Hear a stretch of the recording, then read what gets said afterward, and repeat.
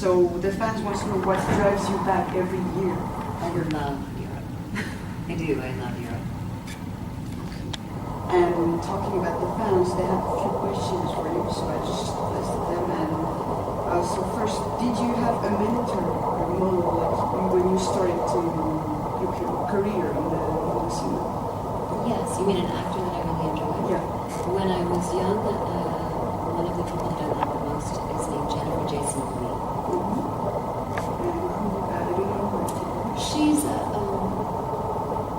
bit older than I am, and she does independent films, and she usually plays really strange, dark characters.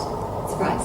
But not dark where she kills people, just like drug addicts and hookers, but very deep. Yeah. And I don't know, I like that a lot. You played the role of Xena during 2 episodes, and the fans must know, was it hard to identify? I mean, the body language, the voice, did you have some advice from Renee or Lucy? Lucy had broken her hip, so I didn't get any advice from Lucy. Well, when I first started playing, Lucy did not break my hip before that happened, because they were actually going to destroy my character and kill my character off. And we had filmed the death of Lisa with a bunch of hands coming and tearing me apart. But then Lucy broke her hip, and then they said, will you please play Xena?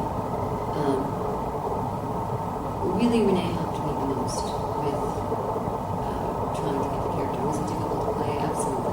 Because she's very stoic, and she's very still, and she's very, heavy and present. And that's not my natural way of being. So it was challenging. And are you still recognized by people as Callisto when you're in the streets or? Not with my dark hair. And not when I'm older. But sometimes it happens. It happens in the weirdest places, like if I'm going through customs, random, like the guy at customs in America is like, I know you. I'm like, that's weird. Or if I'm not in LA, if I'm like in Ohio at the zoo, someone will be like, oh, aren't you that girl? But sometimes I lie too. They'll be like, you look just like this character on this TV show. You look just like her. She's bad. And I'm like, I don't know what you're talking about. No idea.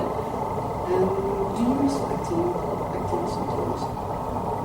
Sometimes when I see a really good character or a really good movie, I'll be like, oh, that's nice. But typically, I don't miss auditioning. I don't miss dressing up and trying to impress people. I don't miss trying to learn lines. I don't miss the business aspect of it.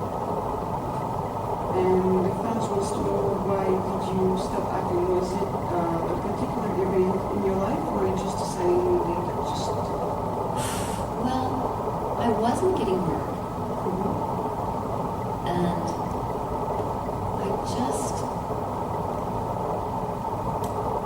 I think I wanted to act for the wrong reasons. I think I had such low self-esteem that I thought that if I wasn't famous, that I didn't matter. So I had to be famous. I had to be important. My idea of important. And when I realized how much that hurt me, I stopped. Talking about something else about yoga, what kind of yoga do you teach or practice? And how does it affect your life, your goals, your family, and your relationship with your family and to the world in general? Physical yoga is just one aspect of yoga. Yoga means union, and it's uniting everything. So in the West, we know mostly physical yoga, hatha yoga. The yoga that I practice is called Legendado from India, and it's very physical. I teach many different forms of yoga. I teach a light form of Ashtanga yoga. I can also teach bonita yoga and just a simple yoga. How has it affected me? It's changed my life so much. It introduced me to my own form of spirituality. It just grew from there, and it's given me, when I practice, I notice the difference when I stop practicing. I'm in Europe a really long time, like this summer. It gives me a peace and a calm, like any exercise, but there's more breath. So the more you breathe and the deeper you breathe through your nose, the calmer your nervous system gets. So that, it just feels so much better. I think in my 20s I was really batshit crazy. And I really needed it. I really needed something to ground, to feel more whole. And I didn't know how. I didn't have any tools. So for me, that's a tool. And the last question. A lot of fans follow you on Facebook, and they saw that you started some sort of quest going back to the places of your childhood and see a lot of places. And they want to know, did you feel the need or the urge to go back to your roots, and why now? It's a great question. Please ask me that. I think I'm on a deep search for figuring out who I am and why I think the way I do, the things I don't like about myself, the things I do. And a lot of it comes from the past. Yeah. So